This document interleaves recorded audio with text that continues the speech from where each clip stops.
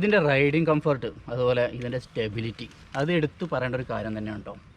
ഇന്ന് നമ്മൾ ചെയ്യാൻ പോകുന്നത് മോണ്ട്ര റോക്ക് 2.1 MTB സെഗ്മെൻറ്റുള്ള മോണ്ട്രയുടെ വണ്ടിയാണ്. ഇതിൻ്റെ റിവ്യൂ ആണ് നമ്മളൊന്ന് ചെയ്യാൻ പോകുന്നത്.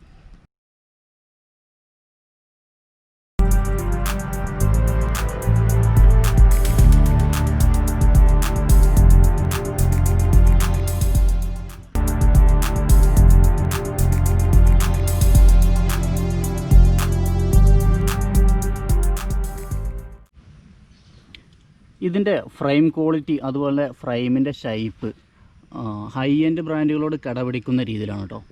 അതുപോലെ തന്നെ ഞാൻ നേരത്തെ പറഞ്ഞ പോലെ അതുകൊണ്ട് തന്നെ ഇതിൻ്റെ ഒരു സ്റ്റെബിലിറ്റി, റൈഡിങ് കംഫർട്ട് അത് നമുക്ക് നല്ല രീതിയിൽ ഒരു ഫ്യൂജി ബൈക്കിനോടോ അല്ലെങ്കിൽ ട്രക്ക് ബൈക്കിനോടൊക്കെ കടപിടിക്കുന്ന രീതിയിൽ നമുക്ക് കംഫർട്ട് കിട്ടുന്നുണ്ട്.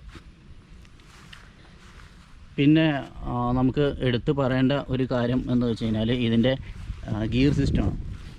സാധാരണ ബൈക്കുകളിലൊക്കെ ടൂർണി ആൾട്ടസ് ആയിരിക്കും, പക്ഷേ ഇതിൽ ഫ്രണ്ടിൽ ആൾട്ടസ് ആണ്, അതുപോലെ തന്നെ ബാക്കിലും ഷിമാനോൻ്റെ ആൾട്ടസ് തന്നെയാണ് ഉപയോഗിച്ചിരിക്കുന്നത്.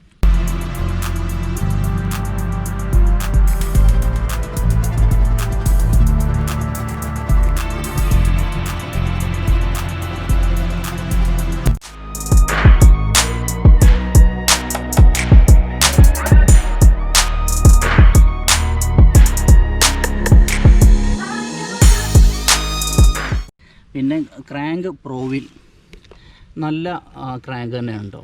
പ്രോവിൽ മിക്കവാറും മോണ്ട്രയുടെ മറ്റു വണ്ടികളിലൊക്കെ ഷിമാനോൻ്റെ ക്രാങ്ക് തന്നെ ആയിരിക്കും, പക്ഷേ ഷിമാനോൻ്റെ ഒപ്പം തന്നെ പിടിക്കുന്ന ക്രാങ്കാണ് പ്രോവിൽ. പിന്നെ ഇത് വന്നിട്ടുള്ളത് ഫുൾ അലോയ് സൈക്കിളാട്ടോ. ഇതിൽ സ്റ്റെം ഒഴികെ ബാക്കിയെല്ലാം അലോയാണ്. പിന്നെ 2 ക്വിക്ക് റിലീസ്, 2 വീലും ക്വിക്ക് റിലീസ് തന്നെയാണ് കൊടുത്തിട്ടുള്ളത്. പിന്നെ ഒരു കാര്യം, കെൻഡയുടെ ടയറാണ്. മിക്കവാറും ഈ ഒരു ബഡ്ജറ്റ് MTBകളിലൊക്കെ കെൻഡയുടെ ടയർ വളരെ റയറായിട്ടേ വരാറുള്ളൂ. പിന്നെ വന്നിട്ട് ബ്രേക്ക് ലോഗാൻ.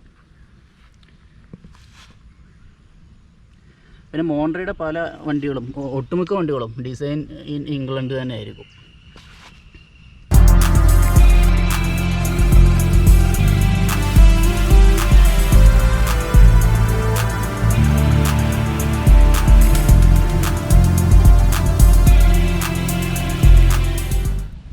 ഇതിൻ്റെ ഹാൻഡിൽ ബാർ ഇച്ചിരി വൈഡാണ് കേട്ടോ.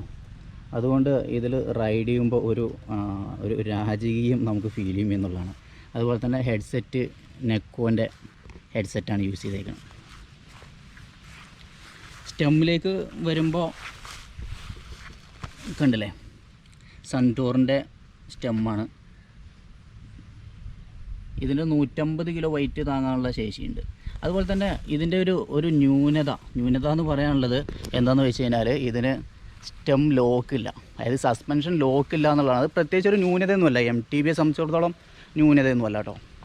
പിന്നെ ഇതിൽ സീറ്റ് മോണ്ട്രയുടെ തന്നെ സീറ്റാണ്. പിന്നെ ഷിഫ്റ്റേഴ്സൊക്കെ വരുമ്പോൾ 8x3 ഷിമാനോ തന്നെയാണ് യൂസ് ചെയ്തേക്കുന്നത്.